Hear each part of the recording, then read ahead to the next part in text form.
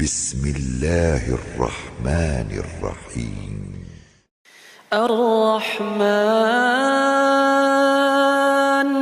علم القرآن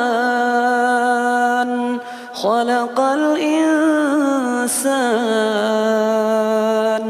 علمه البيان الشمس والقمر بحسبان والنجم والشجر يسجدان والسماء رفعها ووضع الميزان ألا تطغوا في الميزان وأقيموا الوزن بالقسط ولا تخسروا الميزان والأرض وضعها